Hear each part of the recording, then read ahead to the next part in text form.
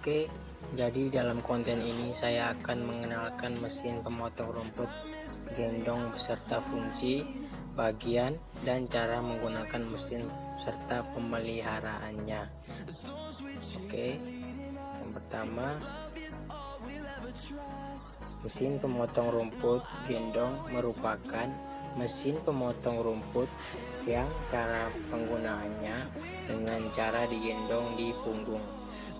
Mesin pemotong rumput gendong ini dapat memotong rumput di halaman maupun di perkebunan, contohnya perkebunan kelapa sawit. Di perkebunan kelapa sawit dapat digunakan sebagai piringan kelapa sawit. Mesin pemotong rumput ini juga dapat digunakan di permukaan tanah yang tidak rata maupun bergelombang.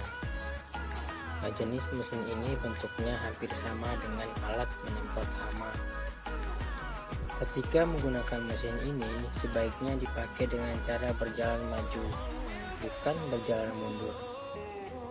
Hindari dari batu pada saat pengoperasian, agar bisa pemotong rumput tidak cepat rusak.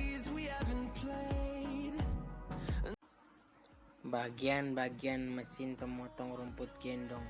Yang pertama, tangki bahan bakar.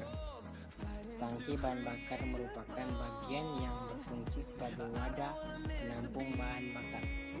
Yang kedua, karburator. Karburator merupakan bagian yang bertugas menyuplai bahan bakar ke ruang pembakaran. Yang ketiga, filter udara. Filter udara atau air cleaner merupakan bagian yang berfungsi untuk menyaring udara yang masuk ke ruang pembakaran. Yang keempat, recall starter atau tarikan. Recall starter atau yang disebut dengan tarikan mesin merupakan bagian yang berfungsi untuk mengengkol putaran awal mesin. Yang kelima, kampas atau kelut.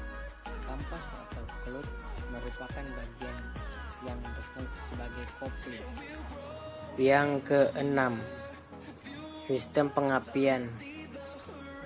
CDI merupakan bagian yang bertugas sebagai penghasil pengapian yang kemudian diteruskan ke busi menjadi percikan nyala api.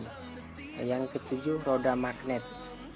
Roda magnet atau roda gila adalah roda yang berperan sebagai penyeimbang mesin sekaligus tempat meletaknya magnet. Yang kedelapan, blok mesin. Blok mesin yaitu bagian yang berfungsi sebagai tempat terjadinya pembakaran mesin. Yang kesembilan, piston, ring piston, dan tangki piston. Ketiga bagian tersebut merupakan satu rangkaian yang bertugas sebagai pembuat kompresi pada mesin. Yang ke-10, ker as. Ker as merupakan poros utama dari mesin potong rumput. Yang ke-11, sil oli. Pada mesin potong rumput terdapat dua buah sil oli yang terletak di samping kiri dan kanan ruang oli. Yang ke-12, rumah kampas. Rumah kampas merupakan bagian yang bertugas sebagai penghubung antara mesin dengan gagang mesin potong rumput. Yang ke-13, as fleksibel. Fungsi dari as fleksibel ini yaitu sebagai penghubung putaran antara mesin dan baling-baling mesin potong rumput. Yang ke-14, gagang baling-baling pembabat. Gagang pembabat merupakan gagang tumpuan berputarnya baling-baling pembabat. Yang ke-15, baling-baling pemotong. Baling-baling pemotong adalah alat yang berfungsi sebagai pembabat rumput. Selanjutnya, tips merawat mesin potong rumput. Yang pertama, rajin memanaskan mesin. Untuk mencegah terjadinya kemacetan mesin pada saat pemakaian, sebaiknya panaskan mesin terlebih dahulu. Selanjutnya, gunakan mesin dengan baik dan benar. Gunakan mesin dengan baik dan benar. Rawat motor bensin secara berkala, setidaknya 6 bulan sekali, dengan membersihkan kerak yang menempel pada piston, ruang bakar, knalpot, dan skrup mesin. Yang ketiga, rutin mengganti oli dan bensin. Pastikan ketersediaan oli dan bensin sesuai dengan parameter yang ada sebelum memulai pengoperasian mesin.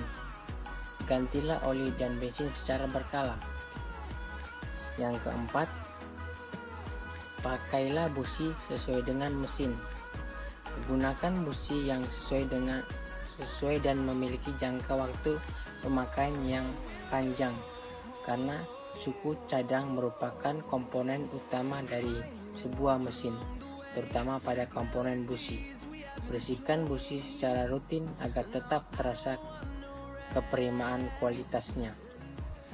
Yang kelima, hindari bensin yang tercampur air. Bersihkan air dan kotoran pada karburator secara rutin, serta hindari air masuk dalam tabung bensin.